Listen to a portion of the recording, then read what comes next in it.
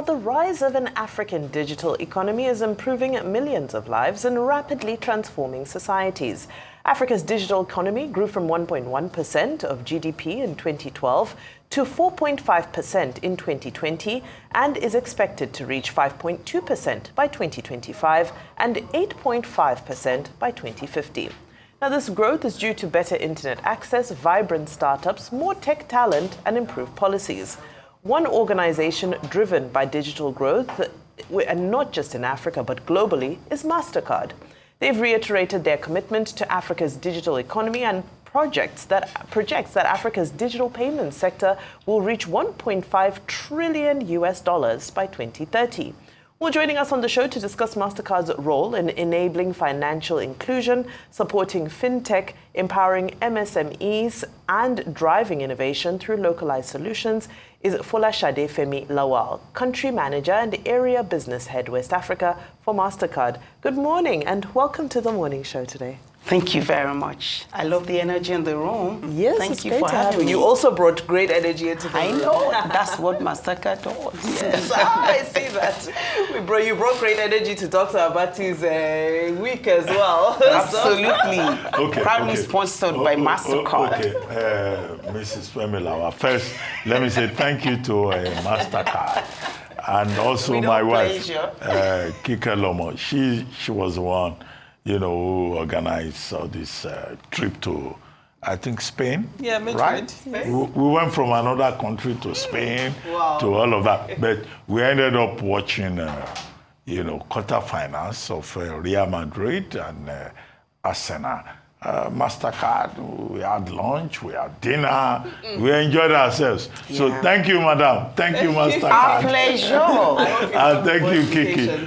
But let me ask you, to main business, the Mastercard Commission report by Genesis Analytics, which projects that Africa's digital payments economy will reach $1.5 trillion by 2030. Now, how does this growth compare to other global markets? What's the projection? Thank you, Doctor. The good news about Africa is Africa has limitless possibilities. What should have pushed against us, being a developing continent, is now working in our favor when we are stuck against our global counterparts. Africa is now home, as projected, to 9 of the world's 20 fastest growing economies. We need to celebrate that. In addition to that, African continent has been rated as the world's second fastest growing market in digital payments and banking. And you ask me, what is driving this? And that's also underpinned by the 20% annual growth rates in internet penetration. Look at how we are operating even in Nigeria to begin with. And we see the financial inclusion rise by 6%.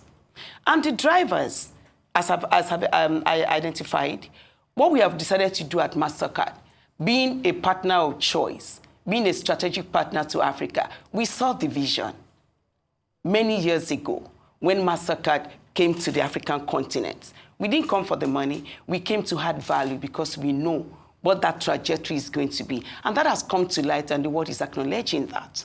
So what we decided to do at Mastercard is to increase our investment. We've always invested in Africa. We believe in the African people. Now we are now expanding our reach. We are fostering financial inclusion.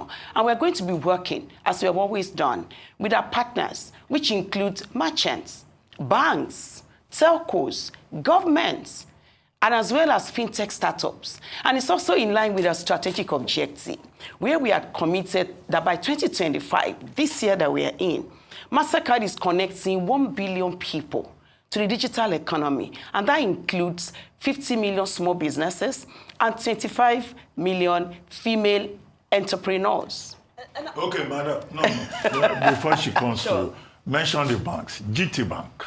I think GT Bank is a major partner of Masterbank. All the banks in Nigeria, we call them Fugas banks, and the other banks, we have the small but mighty banks. That's the First Bank, UBA, GT, talk about Zenith Bank, Access Bank, and every top-tier bank and tier 2, they are all partners of Mastercard. And I know he's talking about his experience. I know. Powered by Mastercard. The one I know in this contest is GT Bank. Oh my goodness. Okay. We have all of them as our partners. My wife's bank. That's why I mentioned GT Bank. Doing the Lord's work. Yeah, right. But the statistics around digital inclusion are fantastic. So, and I see that it's a major focus for Mastercard. So what role does technology play in expanding the financial access to the underserved communities, as you've already described that you have this very ambitious target? So tell us a little bit about that. Thank you. Technology is a bridge to inclusion. Without technology, financial inclusion strategy and initiatives is all but a dream. And we don't want that to just remain a dream. We want to activate that. And with technology, and we also boast at Mastercard, we pride ourselves in, Mastercard has built a technology that never fails for a world that never stops. So it's a fantastic combination. So with the technology that we're making available, we are helping rural communities to access essential services that will help them to unlock their growth potential. There are businesses that are starting up even in rural areas. And how have we done this at Mastercard? With our collaboration with the partners that I've mentioned, of which Mr. Abati is now calling out a particular one, which is exciting. But what we've done with our collaboration is also with the contactless initiatives. Now we have tap on phone, we have pay by link, we have QR payments that we have launched that enables our partners to be able to pay, to make rural communities to access financial services. In addition to that, we've also partnered with KaiOS. KaiOS is an original equipment manufacturer that has made feature phones that can embed digital payments with an app embedded in those feature smartphones. Our customers, the upcoming businesses, can receive payments. They don't have to invest heavily in the prohibitive cost of owning a POS. They can now accept payments. And then the icing on the cake is the Made Alliance initiative that we partner with African Development Bank, where $300 million has been committed by this bank to support Africa spread in supporting our farmers, for them to be enabled to have digital identities, and not just that, to have access to tools that can make them relevant globally. They will have quality seedlings for them to be able to have giant harvests, much more than what they're experiencing if they run a BAU. As much as possible, they can also sell and advertise their products globally while still in the village. And how are we doing that? We are starting with 3 million farmers. And Nigeria, Tanzania, and Kenya. That's a startup for this initiative. And I think it's something we should be excited about. Agreed. I mean, Mastercard has identified 3 focus areas, hasn't they? MSMEs, financial technology, and cross-border payments. I know you've talked about the importance of these technological advances here, but can you talk to us about the strategic importance for Mastercard at this time? Yeah, thanks. They are critical pillars. You can start with SMEs. SMEs is critical to the economy. And you ask me why. They are contributing 50% of the continent's GDP. And they are the provider of more than 80% of the workforce. So we need to support them. But then, as much as they're doing that, they still struggle with access to financial services. And at Mastercard, we made it a point of duty, being a strategically important partner, to support them by making provisions for them to be able to have access to digital tools that enables them to be on top of their game. So we have what we call the Product Express that fast-track fintech's time to market. And fintechs, in Nigeria today, we are becoming the hub for Africa. In Africa, our fintech, 50% of the fintech population that we have now that have grown so much. And the fintechs, you agree with me, they are also really shaping the financial services landscape in Africa generally. In the last 6 years, 50% of those fintech startups came to light. And that tells us the growth we are foreseeing in Africa is largely being driven by this. And that's why we launched fintechs, and we call it Product Express, to fast-track their time to market. So they don't have to struggle with the other things that the big elephants that are well established, they organize. So the product is called Express? Product Express. Product Express. That's like express pathway to hit the markets so that they can have access to every other thing that is the big techs can have access to. That's what we've done at Mastercard. And talk about, you want to say something? No, I'm commenting. It's innovative. It's fantastic. Oh, yeah. Those are the opportunities we made available to all our ecosystem players, especially with a focus on the fintech. You talk about MSMEs, fintechs, and the last one. It was cross-border payments, wasn't it? Was it not? I'm excited. Aha, I find it exciting. I'm super excited about that. Cross-border is a huge part of the African continent's economy. In 2023, statistics show that Africa received approximately $100 billion in remittances. These are not just numbers. I'm an accountant, by the way, but we're not throwing numbers around. They are what is driving household consumption, healthcare, fintech, education, just name it. Because our families in diaspora are sending money home.